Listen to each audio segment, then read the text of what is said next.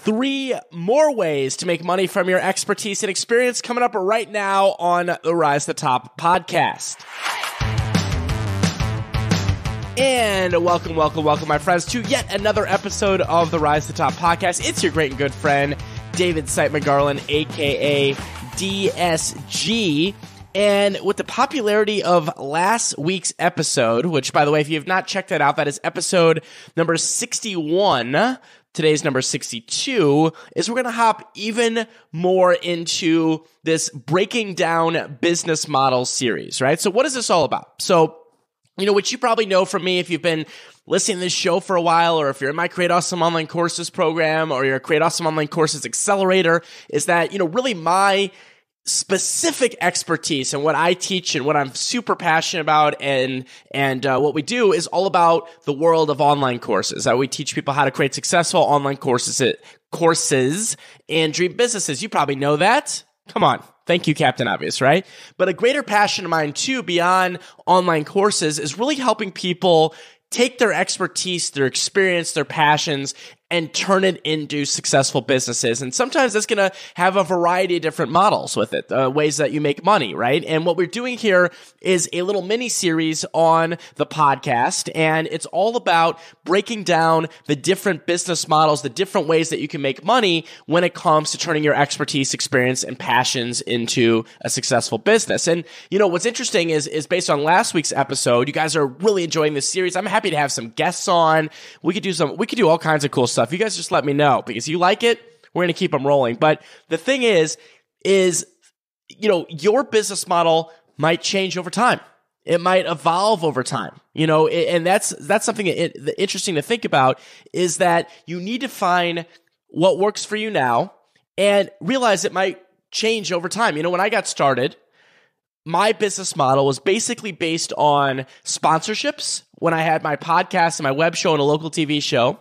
And then it also added in some speaking, so I'd get paid to speak. And we talked about this kind of last week in episode 61, where we broke down kind of time for money non-products that you can do as a business model. And so I was doing speaking, we had sponsorships, and then I was also doing some coaching. That was my model back then in 2008, 2009, a little bit into 2010. Then that evolved over time to be all about online courses. We now have a higher end group coaching program, the Accelerator, and that's where our focus is now. So your business model might evolve over time, and that's okay. But again, the key factor here is you don't want to do too many at once. Right? You don't want to do too many at once. You don't want to hear all these different business models and say, you know what? I'm going to do, group coaching, a mastermind, and a live event, and then all the things that we're going to talk about today.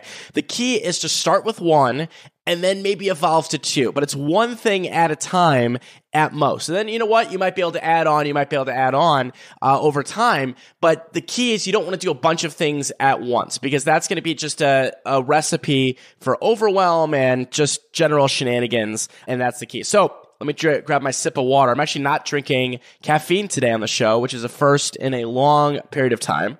Little sip of water, because today what I'm going to break down is products.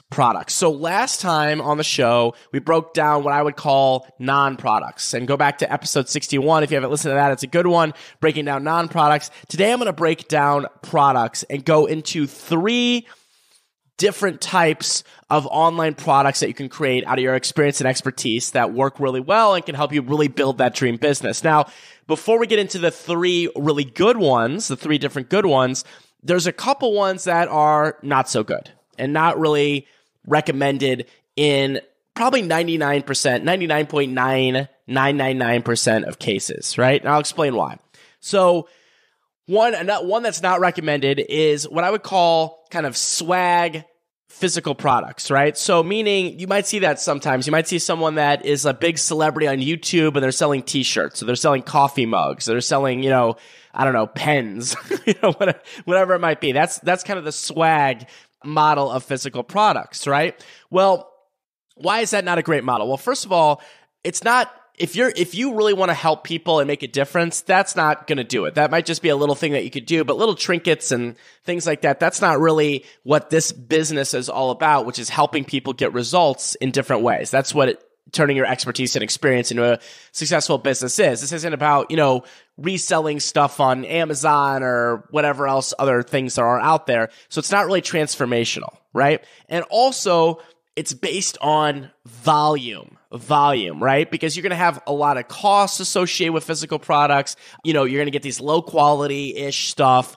There's going to be more overhead, and it's really based on volume. It's for like the mega celebrities that have millions and millions and millions of followers, and they know if they sell a t-shirt that people are going to buy it, right? Because they can make that up with volume. But that's not what our specialty is. Our specialty is going to be helping people get results. It's not necessarily about swag and t-shirts and things like that as well. I mean, yeah, that might be something you could throw in at some point, but that's not going to be your main business model, okay? The second one is sponsorships and advertising. And this is interesting because I came from this a long time ago. When I was in 2008, 2009, 2010, that was the main business model that I had, was sponsorships and advertising, right? But realized that this was very different. Back then, I had built up a nice audience online. And again, it's a volume play. Sponsorships and advertising are all about that you have to have a big specific audience. I know it sounds like an oxymoron, but a big specific audience that people want to advertise to. And the good news is, with all the other models we talk about, coaching, group coaching, masterminds, live events, everything we talked about in episode 61, plus the 3 I'm about to go through in this episode, they don't require that massive volume of people. You don't need to be some kind of mega celebrity or massive following, Kim Kardashian with a backwards Kylie Jenner. You don't need to have any of that, right? With sponsorships and advertising, you do need to have a big following that you can then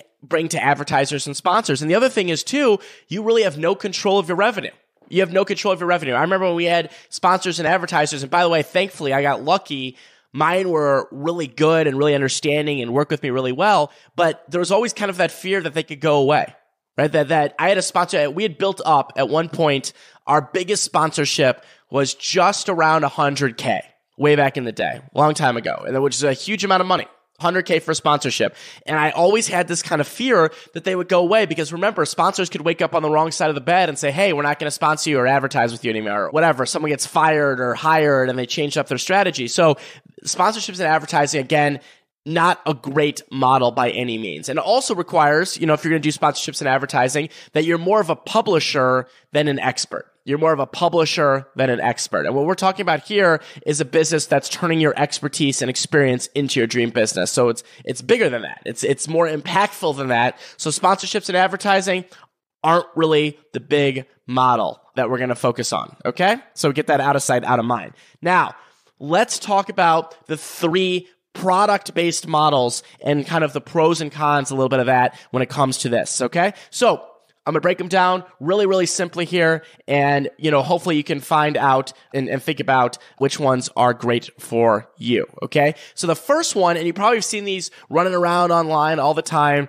are what we call membership sites or subscription sites, right? So essentially what you do with this model, is that someone pays a usually monthly fee for something, and that might be ongoing training, right? So for an example, let's just say that your specialty is Facebook ads, for dentists. And what you decided that you're going to do is, for your Facebook ads for dentists course, funny, there's a Freudian slip, that you're going to do a membership site where for $100 a month, you will keep dentists updated with the latest and greatest with Facebook ads, right? So that's an example of a membership site. And membership sites could also include, a community aspect. There might be ongoing training. There's usually ongoing training. There's some content. There's different things like that. But the purpose of a membership or subscription is ongoing, right? So people pay month after month after month, which is very enticing, because on the positive ends, there's that great ongoing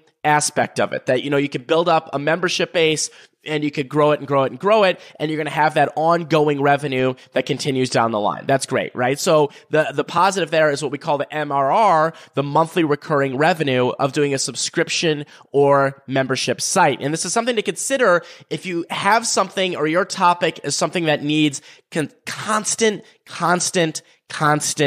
fast updates too, right? So membership sites work really well. I use Facebook ads as that example because Facebook ads change all the time. So, a lot of times you see people that teach that maybe they have a core course, which is awesome, and you have the course, but then they might have a membership where it's like, hey, here's the latest and greatest, we'll tell you every month or whatever it might be. So that's where examples of membership sites can come in. And by the way, we'll talk about this later, these can also go in well with online courses. It might be the next step after a successful online course is having a membership with ongoing training as well. So a lot of times those can be a 1-2 punch, right? But what about the negative sides of a membership or subscription site, right? So first of all, the positive is the ongoing revenue, but that's also a negative is that you need to have that ongoing aspect. You need to be able to continue to market this and bring this to new people, because something that a lot of people don't mention is retention rate. So you can look at it and say, oh, well, if I get 100 customers, or if I get 10 customers each month, after 10 months, I'm going to have 100 customers, right? But that math is flawed because some people are going to cancel. They're might come in for a couple months. I know there was some data that someone once did on this where, the average person stays a few months or whatever it might be. So you have to deal with a couple of different aspects there, right? You have to deal with retention. So meaning keeping people happy and engaged in that it's valuable so that they continue to stay. Very, very important. You have to have a retention plan. And you also have to bring in more people. And that could be, a little bit of a challenge because you're doing both of those. So this is more on the negative side to look at, is that you're going to have to deal with the retention and consistently bringing in new people. So that's one negative. The other negative is that it's far less upfront cash than, say, online courses, because membership sites, the goal of it, again, is more recurring. So versus selling something that could be a higher ticket, same with, coaching and things like that, that might be a higher ticket, you're going to get far less money up front when it comes to a membership site. So meaning you're hopefully going to build that up over time, but you're not going to get that 1,000 or 2,000 or, whatever it might be. There's going to be less money up front, especially compared to online courses and things like coaching, masterminds, some of the things that we talked about in episode 61. So that's a kind of a quick lightning fast. My goal here on these episodes is to give you sort of the Cliff's Notes down and dirty version of all these business models. So there we go. That's the membership site subscription. Okay. So that's number one. Number two, and these aren't in any particular order. It's just the way I'm laying them out here. Number two is affiliate marketing. So affiliate marketing, or joint ventures, some people call them, whatever it might be, is that you're going to promote to your people other things. It could be software, it could be courses, it could be whatever it might be, but you're going to promote things from other people to your audience, and you're going to earn a commission on them. So if you say, hey, listen, I really recommend this program. If you join it, I'm going to get a commission, et cetera, et cetera. And what you end up doing in the positive side here is you promote things that you love. You promote things that people you trust. Things that may be complementary to another business model. So you might, have an online course, and then you also do some affiliate marketing. You might be doing, events and affiliate marketing. So this is something you can definitely mix and match in, like I mentioned, over time with your business model. But you're promoting things that you love. And, there's a lot of flexibility here. So you're not always talking about just your stuff, that you're able to now talk about other things, and it makes you more of a trusted resource to your audience. And you're not responsible for fulfillment. So meaning that someone else, so if you recommend a software to someone, say, hey, I recommend CourseCats, that's an amazing software. You can earn a commission on that. You don't have to fulfill it because that's CourseCats' responsibility, right? Or whatever it might be. So you don't fulfill it. You're just basically a trusted promoter of something. That's where the most effective affiliate marketing comes in. And you've seen people create empires with affiliate marketing as well. Just like every model that I've mentioned here in the last 2 episodes, you can find people that have created empires with it. Every model, every single model. Pat Flynn's a great one that he does. His main model, Pat Flynn from Smart Passive Income, good friend of the show, a student of mine and good friend, he has a model where he does affiliate marketing and he does online courses. And those are kind of his 2 big models. That's a good look at it on the positive side of affiliate marketing. Now, what's the negative side of affiliate marketing? Well, quality control, right? Because it's not your products, it's out of your control. So if you promote something, you just have to be careful that you're promoting it to someone that's trusted or a company that's trusted, because, they're now it's like kind of handing over your baby, which is one of your trusted person in your audience or on your email list, et cetera, over to someone, and you're hoping they take great control of them. So you don't have the quality control. If there's some kind of issue and it's your business, you can fix it. If it's an issue in someone else's business,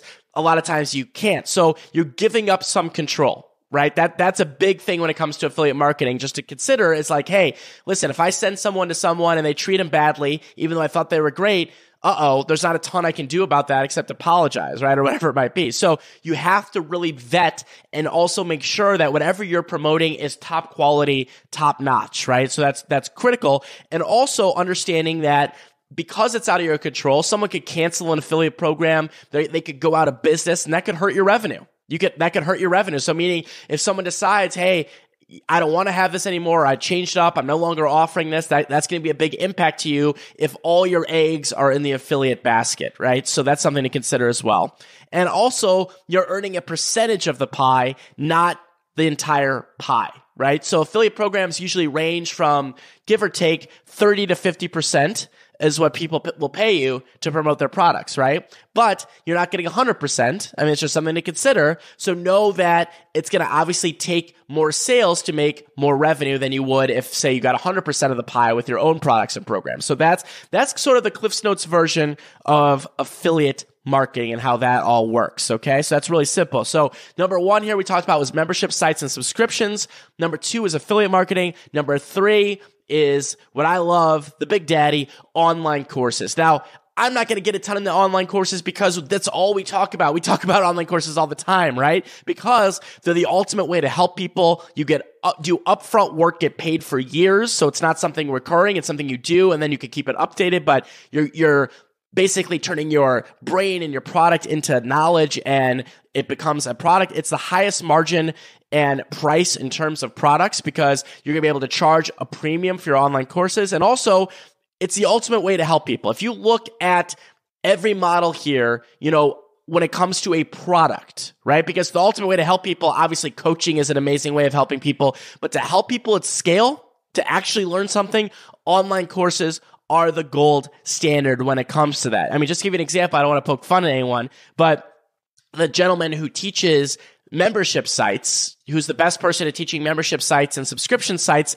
teaches it via an online course, right? Because if you actually want to teach people how to do something on a product side, online courses are the gold standard for helping getting people results on the product side, okay? So, it just makes sense from so many different factors, and I'm not going to spend a ton of time on online courses because that's mostly what we talk about here on the Rise Top podcast. So, you know the positives at this point, but that's a few of the big ones. Ultimate way to help people, upfront work, get paid for years, highest margin price in terms of products, and it's a massively growing industry. I could get into 15 different reasons that I talk about in my trainings all the time about the success, why online courses are great. Now, what are the negative sides? Well, of course, it takes upfront work and effort. So you're going to be able to put something together. There's going to be more upfront work involved with online courses. And also, you need to have a plan for support and helping customers. And that's a good thing, but that's also something you have to consider. And also, it's less about recurring. So you need to have a plan in place for new customers. So you want to make sure that you have a game plan. This is exactly what we teach in Create Awesome Online Courses and in Create Awesome Online Courses Accelerator program. You need to have a plan so that you're consistently bringing in new people over time as well. So online courses, that's something also to consider on the back end. You got to have that plan, right? So those are sort of some of the positives and negatives of online course world, okay? So membership sites, subscription, affiliate marketing, online courses are the 3 more ways to make money from your expertise and experience, more on the product side. Now, you might be thinking, well, what about books or ebooks or things like that? Well, here's the thing. We've done past episodes. We did one with Nick Stevenson I'd recommend listening to that we'll link up in the show notes for this episode, episode 62. We'll link up the show notes for Nick's episode. But here's the thing. Ebooks and books are amazing and they're great, but they're not the moneymaker. They're not the business model. And if you talk to any author, unless they're, Stephen King or something, they end up not being the moneymaker or the main business model. They end up being a marketing and education tool, something that has a great impact on people, absolutely, but it leads towards your business. So a book can lead towards your course. A book can lead towards your coaching. A book can lead towards a subscription or membership site, right? So books have great impact, but they're not the business model. The books are more on the marketing side of this business. If you look at anyone that has a book, there's going to be something else behind that book that's the real business model. The book ends up being something that could be more widespread, and it could be something that people then they read and they say, oh my God, I really like this person. I want to totally rock this and all that kind of good stuff. Hey, what else do they have for sale? Blah, blah, blah, blah, blah. So that's more what you want to think about when it comes to books. But overall, here the message, the key is finding a model that works for you and knowing that that model might change over time, and it has to do with your personality and your evolution as a business person. And regardless of where you're at now, like I said, I was in the sponsorship speaking coaching world, now in the online courses group coaching world. That's where I've evolved, and we've done masterminds, we've done so many different things, and it's great. And that's what's exciting about it. This should excite you. It shouldn't overwhelm you. It should excite you because there are so many ways that you can turn your expertise and experience into a dream business. It just comes down to choosing and putting effort in where you want to go with it. And so I'm just pumped to bring this kind of stuff to you. And I hope that maybe it turned on a light bulb or created some kind of interesting insight in your brain. And I'd love to hear from you. Fire me an email at david@therisepop.com, or if you're in Rise Nation or our Create Awesome Online Courses private Facebook group, let me know as well. And you know what? We could talk more of those. I could come on and bring some experts in on different areas. I'm happy to do that on the podcast. You let me know. I think that'd be cool to kind of talk about some different business models and some people and find out how they're making money. And I would love to do that with you. So let me know if you want to hear more about that. therisepop.com/subscribe. And reminder right now, if you're watching this episode, the week of, where are we now? We are in the week of, first week of May here. Where are we? Yes. Right around the first week of May. We are in the first week of May right now. This episode is Tuesday, May 7th, 2019. Make sure to go to createawesomeonlinecourses.com/accelerator. If you are looking for, I'm telling you right now, this is an exciting way to doing it, 90 days of coaching, accountability, and mentorship, plus all the training that you need to launch your online course in 90 days or less, including list building, including everything that you need. It is our very special, more intimate program that I would recommend. If you want to do it fast and you want to do it right and you want to get the right help, go to createawesomeonlinecourses.com/accelerator, and you'll be able to fill out an application right there for the program, and we'll find out if it's going to be a great fit. All right. I will see you next time, my friends. It's been David Sipe McGarland here on the Rise Up Podcast. And remember, if you want some fluff, you know what to do. Go pet a bunny. Hello, my name's Aviva. We're in Daddy's office. Yeah, Daddy's office. It's so much fun. Yeah, really, I'm 4. And I can't wait to go to Nana's. And today's Paul's birthday. And I can't wait for his birthday. It's going to be so much fun. And I can't wait. Yeah, really fun. Yeah, really fun. Yeah, really fun. And I can't wait. Okay, I'm done talking. Say bye-bye. Bye-bye.